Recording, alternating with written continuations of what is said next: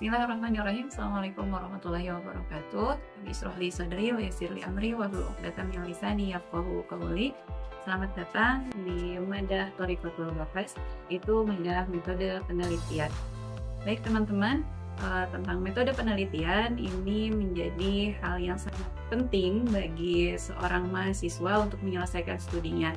Namun sebenarnya konsep penelitian ini atau dalam bahasa Arab yaitu dirosah atau al-bahas itu sudah sangat melekat dalam kehidupan sehari-hari.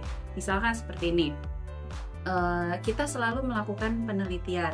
Seperti kalau misalkan kita punya masalah, kita akan mengidentifikasi masalah itu, kemudian bagaimana cara menyelesaikannya, kemudian bagaimana kita mengidentifikasi solusinya, mengidentifikasi cara mengambil informasi. Nah, itu adalah penelitian.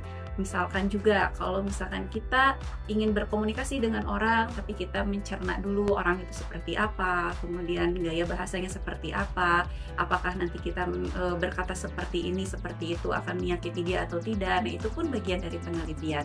Nah, masalahnya penelitian dalam pendidikan, khususnya dalam pendidikan bahasa Arab ini, itu tidak serta-merta seperti masalah dalam kehidupan, tapi setidaknya kita punya basic untuk melakukan penelitian. Nah, maka ada satu hal yang menjadi poin utama dalam melakukan penelitian, yaitu adalah konsep masalah, yaitu al-mushkilah.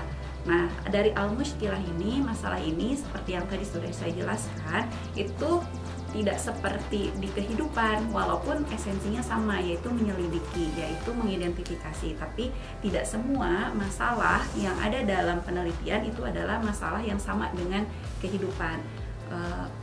Misalkan seperti ini, kalau misalkan dalam masalah kita itu selalu berasa negatif, atau misalkan kita merasa kesusahan, kita merasa itu sebuah problematik. Tapi kalau misalkan dalam penelitian, si masalah itu tidak mesti harus mempunyai nilai negatif untuk kita semua. Oke, jadi apa itu masalah dalam penelitian? Nah, sebenarnya masalah dalam penelitian itu adalah isu atau misalkan topik spesifik yang terdefinisi dengan baik yang diselidiki seorang peneliti melalui penelitian.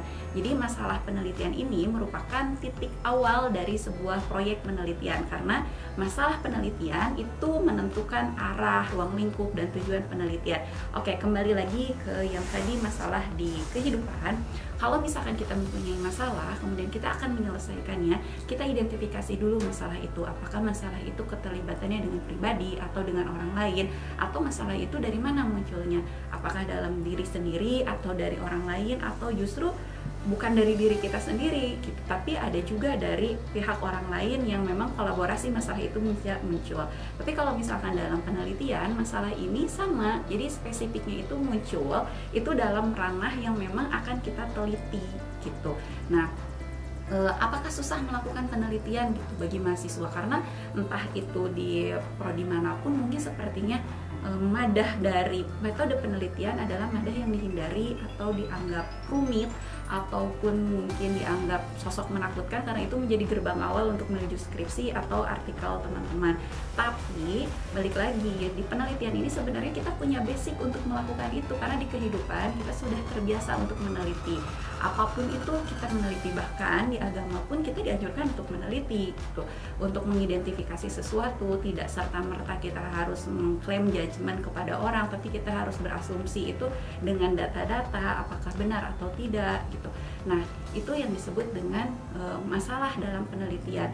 Nah, jadi balik lagi, konsep masalah dalam penelitian itu tidak harus sama dengan kehidupan yang harus berbau negatif, tapi di dalam penelitian ini tidak masalah yang harus diselesaikan karena itu sebuah hal yang negatif, tapi menjadi isu yang spesifik untuk kita angkat menjadi topik dalam penelitian kita, itu adalah masalah penelitian.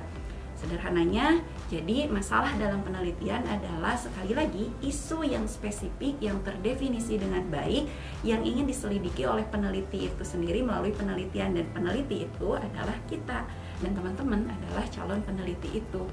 Oke, next di dalam video berikutnya akan dijelaskan bagaimana sih cara menentukan masalah. Ilaliko.